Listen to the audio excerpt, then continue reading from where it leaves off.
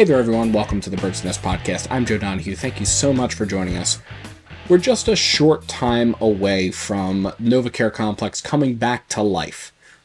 But as we wait out these last few days before more activity comes from the NovaCare Complex and Eagles players report to training camp, we're going to use this as an opportunity to check in on flag football and the Olympics and just get caught up to speed with all of the things that have occurred there. So back in October 2023, we know that flag football was officially approved as an Olympic sport. This was in partnership with the NFL, in partnership with a number of international organizations. Ultimately, the International Olympic Committee approved the sport as a part of the program for LA 2028. So this will mark the first time that flag football is officially an Olympic sport. We've heard over the course of the last several months updates as it relates to flag football, notably the fact that BMO Stadium, which is officially going to be referred to as the Stadium in Exposition Park due to a long-standing policy where the Olympic stadiums do not use their corporate sponsors, will be the host for flag football competitions over the course of the summer games. We also learned that the schedule for flag football will have games beginning following the opening ceremonies occurring on July 14th.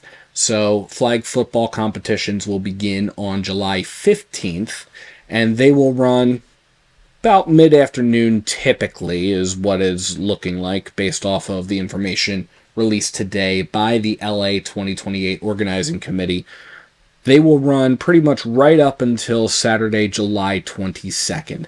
And that's going to be important because the NFL approved a resolution that allows for NFL players to participate in the flag football competitions that are going on during the Olympics. It allows them to try out for the U.S. men's national team. Players will have the opportunity to do that, and the way that things are panning out, it looks like they will be done with the Olympics and be able to jump right into training camp if there are NFL players who make the team. That's a big if, because there's definitely other players who participate in flag football. There's currently a men's national team. Amir Brown is a member of that men's national team. He's a guy from Philadelphia, and he has been playing on the team for a number of years. So I would suspect that him and some of his teammates will also try to be competing for some of the spots. There are only 10 spots on the roster for the men's national team. So it's going to be probably something that is going to draw a lot of interest from people who play flag football on a regular basis, as well as certainly from the NFL.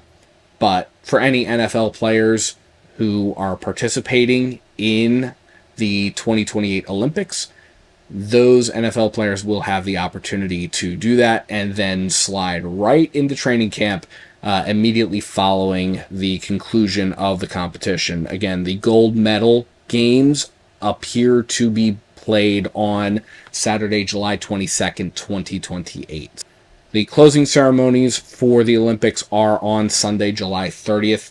Now, the LA 2028 committee is very open about the fact that these dates could change, but if you're hoping to see players in action on the flag football field representing the United States of America, those are the dates you want to keep in mind. Now, certainly one of the concerns that we have as we look at this, and especially if there are going to be NFL players involved, is the exposure to potential injury risk. The difference between the Pro Bowl games and the Olympics is that in the Pro Bowl games, it's really an exhibition, whereas for the Olympics, players are going to be trying. So we do suspect that there will probably be some extra effort there. I am working to try to get information from the IOC, from USA Football, from the U.S. Olympic and Paralympic Committee regarding how they plan to address potential injury concerns, especially in light of the NFL's resolution that was passed back in the spring meetings in May, just to try to get an understanding of what's going on with that. Speaking of the IOC, there is a new president at the International Olympic Committee in Lausanne, Switzerland, where they're headquartered.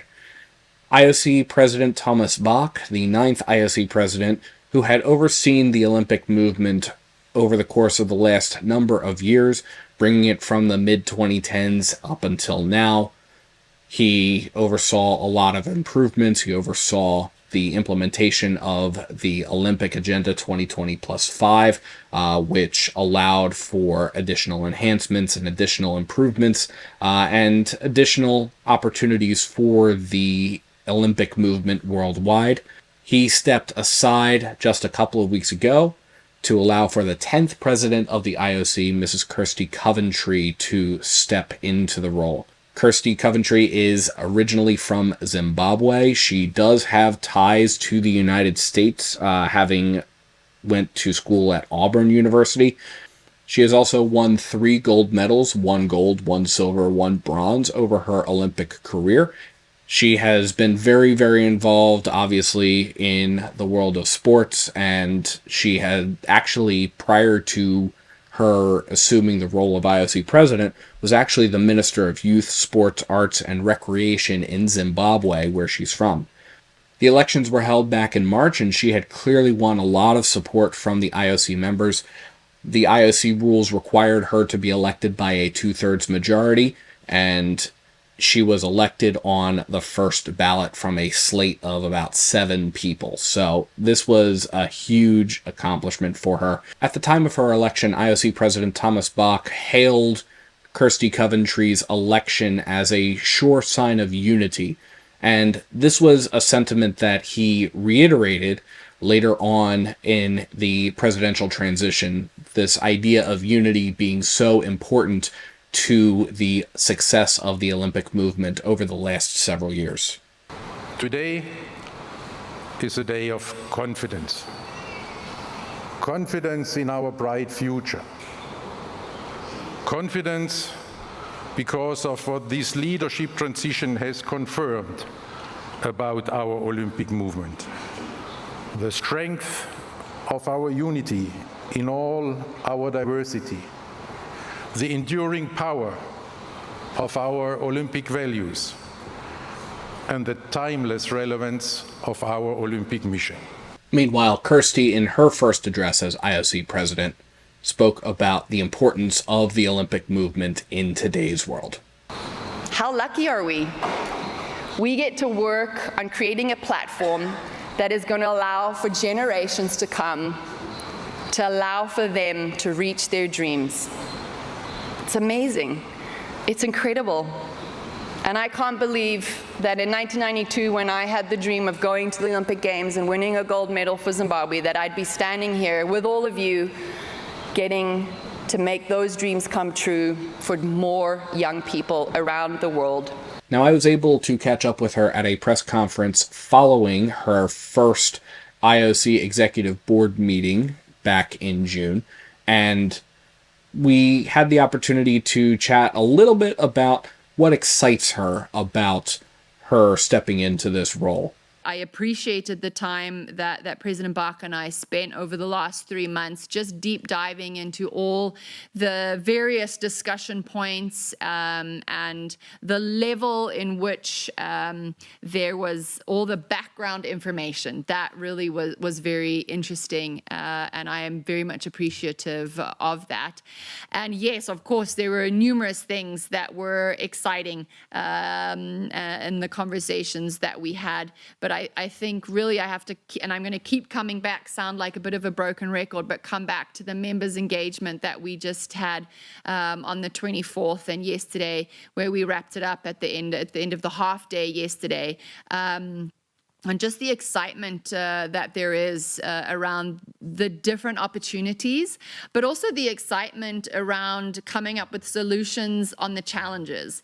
That for me really showed the level of expertise that I have in the membership, and I'm extremely excited about that, being able to pull those expertise from the members and make our movement stronger. So that is really what I'm looking forward to in these next few months as we set off on this journey. One of the things that came out of that pause and reflect session that she alluded to was the fact that there is going to be a sort of a reevaluation of the process by which the IOC selects host cities for the Olympic Games. It doesn't sound like it's going to affect any bids that are currently in progress. It's really going to be something that's more for the future. So there's going to be a lot of learning, going to be a lot of listening and growing, and we'll see where those things take the movement. But overall, we're just kind of hanging out here. Obviously, the big focus of the Olympic world is on Milano Cortina 2026, which is just next year, going to be late February, just right around the corner. The Winter Games that are going to be held there. That's obviously where the big focus of the Olympic world is right now. But certainly LA 2028 is going to be here before we know it. And this is going to be an exciting time for football fans around the world who will be able to see flag football on the Olympic stage for the first time. But as always, let me know what you think in the comments below. And thank you so much to everyone for tuning into the Bird's Nest Podcast. You can support the Bird's Nest Podcast by liking and subscribing to Bird's Nest Media right here on YouTube, as well as by sharing to your social media pages. You can also find us on SoundCloud, iTunes, Amazon Podcasts, Spotify, the Odyssey app, and iHeartRadio. Please visit birdsnestmedia.com for additional Eagles and NFL coverage. And if you feel so inclined to support us in a different way, you can find the link to our Patreon in the description below or at birdsnestmedia.com. Thank you so much for tuning in, and let's go Eagles.